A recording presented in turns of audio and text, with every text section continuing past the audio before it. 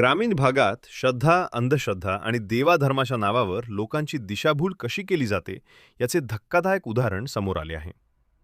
तर याआधी चॅनलवरती नवीन असाल तर आत्ताच गुन्हेगारी जग या चॅनलवरती सबस्क्राईब करा. गावात स्वतःला अनुभवी पंडित म्हणून सादर करणाऱ्या एका व्यक्तीनं विधी, ग्रहदोष, कुंडली आणि भवितव्य सांगण्याच्या नावाखाली अनेकांना फसवले होते. त्याच दरम्यान एका तरुण मुलीला विशेष पूजा केल्याशिवाय संकट टळणार नाही असे सांगत तिचा विश्वास संपादन करण्यात आला. रोज मंदिरात बोलावणं, मंत्रोच्चार, ताबीज देणं, खोटी भीती दाखवणं अशा पद्धतीनं तिचे मानसिक शोषण केले गेले आणि काही दिवसातच तिला घरच्यांपासून दूर ठेवण्याचा प्रयत्न झाला. मात्र मुलीच्या सतर्कतेमुळे आणि शेजाऱ्यांच्या संशयामुळे हा प्रकार वेळेत उघड झाला. मुलीनं एका मैत्रिणीच्या मदतीनं स्थानिक महिला हेल्पलाईनशी संपर्क साधला. त्यानंतर पोलिसांनी गोपनीय पद्धतीनं चौकशी सुरू केली. बनावट पंडिताच्या हालचालींवर नजर ठेवण्यात आली. त्याचे बनावट ओळखपत्र, खोटे प्रमाणपत्र, बनावट दानपेटी आणि लोकांकडून उकळलेली रक्कम जप्त करण्यात आली.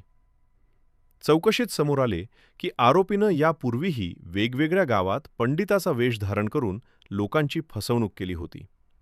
विशेषतः तरुणी आणि वृद्धांना लक्ष्य करून भीती निर्माण करणं, भविष्य सांगण्याच्या नावाखाली वैयक्तिक माहिती गोळा करणं आणि आर्थिक लाभ मिळवणं हे त्याचे ठरलेले सूत्र होते. पोलिसांनी मुलीला तात्काळ सुरक्षित ठिकाणी नेऊन समुपदेशनाची व्यवस्था केली. तिच्या कुटुंबाला माहिती देऊन समजावून सांगितले, तसेच वैद्यकीय व मानसिक मदत उपलब्ध करून दिली.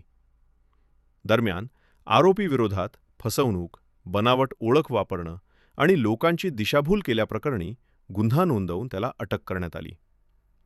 न्यायालयानं प्राथमिक सुनावणीत त्याला पोलीस कोठडी सुनावली आणि पुढील तपासाचे आदेश दिले.